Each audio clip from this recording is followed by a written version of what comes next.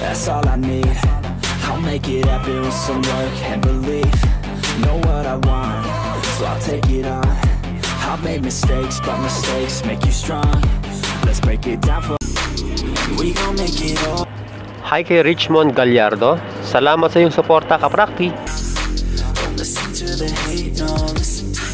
Kamusta muli mga kaprakti? Break muna tayo ng isang episode mula sa fitness tips. Dahil alam nyo ba na marami ding nakasubaybay sa aking channel na mga gym owners at mga nangangarap o nagbabalak na magtayo ng sariling gym bilang negosyo. Kaya heto at isa sa mga madalas na itanong sa akin kung ano-anong gym equipments ang mga hindi, uulitin ko ha, hindi kailangan sa isang bakal gym. Sa mga di nakakaalam, ang tinatawag na bakal gym ay ito yung gym na pangmasa o hindi pang mayaman. Sa makatuwid, ito yung gym na pang low budget o mura lang ang bayad. Tulad namin, nagsimula kami sa bakal gym. Maliit na pwesto at konti lang yung machines na equipments. Magpahanggang ngayon naman ay bakal gym pa rin ang praktisado gym. Pero mas malawak na ito at di hamak na mas marami na rin itong mga gamit. Sa mga nagbabalak na magtayo ng gym business, para sa akin, mas maganda kung magsimula muna kayo sa bakal gym. At narito ang mga equipments o mga gamit sa gym na huwag nyong bibilhin. Dahil bukod sa ang iba dito ay mahal ang presyo, yung iba ay hindi ligtas gamitin o malapit sa disgrasya. Kapag sinabing multi-station mga kaprakti, ito yung isang equipment lang pero napakaraming gamit o maraming exercise ang pwedeng gawin. Kaya ng nasa larawan, ito ay isang halimbawa ng multi-station. Dahil pwede kang mag-squat, bench press, shoulder workout, triceps, biceps, back. Ibig sabihin, lahat ng muscle part mo ay pwede mong gawin dito sa equipment na ito. Oo, alam ko, iniisip nyo, magandang equipment ang multi-station dahil lahat na ng muscle part ay magagawa mo dito. Pero para sa akin, maganda lang ito sa pang-sariling gamit o pang-bahay lang. Pero hindi maganda kung ipang-nenegosyo mo ito. Una, sobrang mahal nito. Nasa 50 to 80,000 pesos ang halaga nito. Depende sa brand at dami ng magagawa mong exercise. Bukod dyan, kahit maraming exercise ang magagawa mo dyan, maiinip ang ibang customer mo. Dahil, hihintayin niyang matapos yung gumagamit bago niya ito gamitin.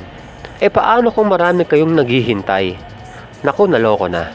Ibig sabihin, maghihintayan kayo bawat isa bago nyo magamit ang iisang equipment na ito. Halimbawa, hindi ka makakapag-crossover hanggat hindi natatapos yung nag-i-squat o nagmi-military press. Lalo na yung oras na dagsa ang mga nagbubuhat. Maiinip talaga yung iba. Ito yung klase na bench press na original style, yung standard ang sukat o yung makitid ang lagayan ng bar. Ito yung mga sinaunang bench press na ginagamit nila Arnold Schwarzenegger noon. Pero meron pa rin naman ganyan dito sa atin, lalo na sa mga mahihirap na lugar. Kaya ko isinama ito sa mga hindi na dapat bilhin na equipment ay dahil takaw disgrasya ito. Lalo na sa mga baguhan, naku po, sila yung madalas na basta-basta na lang magtatanggal ng plates sa bar sa ganitong klase ng bench press. At ayun, bagsak ang bar na may kargang plates. Ang malas nito, baka may mabagsakan na ibang customer o di kaya ay makabasag ng salamin o ibang gamit sa ganyang disgrasya. Sa halip na standard size, mas safe gamitin yung Olympic size. Madalas sa Olympic size, ang haba ng bar na ginagamit dito ay 7 feet ang haba. Pero meron din namang 6 feet ang haba. Kaya kung medyo maliit ang pwesto mo, piliin mo yung 6 feet na Olympic size. Mas safe gamitin ang Olympic size 7 feet o 6 feet man yan, dahil hindi ito basta-basta babalentong at malayo ka rin ng pagkaipit ng kamay sa pagsampay mo ng bar. Isa pa, konti lang naman ang agwat ng presyo nito sa standard size na bench press.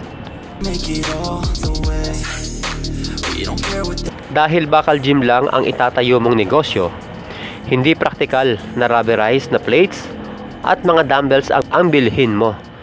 Bukod sa mas mahal ito kaysa sa mga ordinaryong plates at dumbbells, hindi rin ito pang matagalan. Social lang siya tignan o maganda sa paningin, pero kapag ito ay nasugatan o nahiwaan lang kahit konti yung rubber niya, tuloy-tuloy na itong masisira dahil kakalawangin ito mula sa pawis na nagbubuhat hanggang sa unti-unti itong matuklap yung rubber niya. Samantalang kung ordinary plates ang bibilihin, kalawangin man yan, pinturahan mo lang bago na ulit. At kahit ilang taon mo nang ginagamit yan, hindi magbabago ang halaga nito. Maibibenta mo pa rin ito sa mataas na presyo kung sakasakali.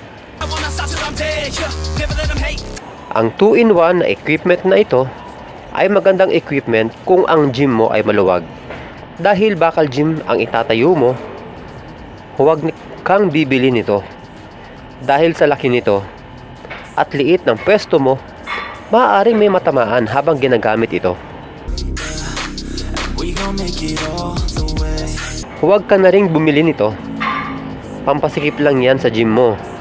Dahil madalas sa decline bench press na rin sila nagsisit up. Kung balak mo magtayo ng gym business, huwag na huwag kang bibili mula sa Lazada o Shopee. Kahit yung mga nasa malls, bagamat mura ang presyo nila, madali itong masira dahil mahina ang kalidad nito. Kaya mura ang presyo nito, ito ay dahil pang personal lang ang kalidad ng mga ito. Ibig sabihin, kung ikaw lang ang gagamit, maaaring tumagal sa'yo. Pero kapag nilagay mo ito sa gym mo, ilang buwan lang o baka wala pa, sira agad yan. Dahil iba't ibang tao ang gagamit. May maliit, matangkad, mataba, at walang pakundangan kung gumamit o hindi alam kung paano gamitin.